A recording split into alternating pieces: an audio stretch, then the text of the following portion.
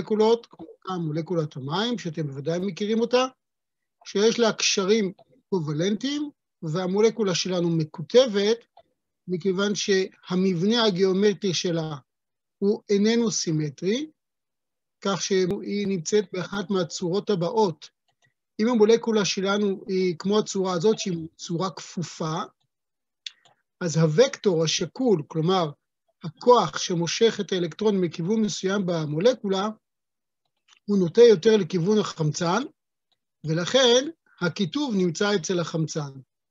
אם המולקולה של המים הייתה מולקולה ישרה, כך שמימן היה צריך להיות בצד אחד, והמימן השני היה בצד השני, אז המולקולה מרחוק לא הייתה מקוטבת. וכך יש לנו מידע לגבי המולקולות, אם הן מקוטבות או לא, לפי התיאוריה של תיאור המולקולה, כמו שראיתם כבר את המודלים אצלכם כבר קודם. כן, הבאת. זאת אומרת שההבדל באלקטרושליליות זה מה שגורם להיות מכופף? אז הגורם לאלקטרושליליות הוא גורם מספר 2, שיאפשר לנו לדעת אם המולקולה מקוטבת או לא. מה שגורם למולקולה להיות מכופפת בצורה זו או אחרת, זה המודל של המולקולה, ההכלאות שלמדנו, SP, SP2, SP3, לכל אחד מההכלאות האלו יש לנו מודל. את ההכלאות ראינו שיש לנו אפשרות להסביר אותם לפי צפיפויות אלקטרונים, לפי חלוקה, לפי רמות, וראינו שגם יש אפשרות לדרך מאוד פשוטה, לחשב את ה-SN בטבלה, המספר האטומים הקושרים, פלוס זוגות אלקטרונים לא קושרים. ואם זה הערך נותן 2, אז זה SP, אז אנחנו יודעים שזה חד-מימדי, כלומר קווי, מולקולה שלנו ישרה, אז אנחנו יודעים את הזוויות השונות שלה לפי הטבלה הזאת. זאת טבלת מפתח כדי להצליח לחזות מבנה המולקולה. למשל, מולקולת המים היא מולקולה שנקראת מולקולה כפופה, או בצורת V. זה אותו דבר.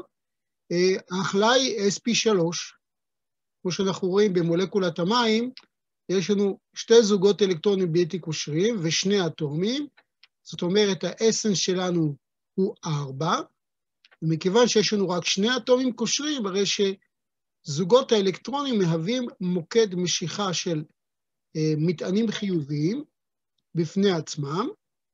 בנוסף לזה, גם האלקטרושליליות של החמצן גורמת שהאזור הזה יהיה יותר שלילי. זה מה שלמדנו בשיעורים קודמים, הנושא של כיתוב. שני גורמים שמאפשרים את זה. אחד, זה הצורה. אם יש לה צורה שהיא קווית, היא יכולה לאפשר לנו ביטול של הכיתוב. דבר מאוד חשוב זה הנושא של חומציות. אם יש לנו מולקולה שבנויה בקו ישר, כמו למשל מימן שקושר הלוגן, אז מימן שקושר הלוגן, אנחנו יכולים לראות שההלוגן הולך וגדל עם העלייה במספר האטומי.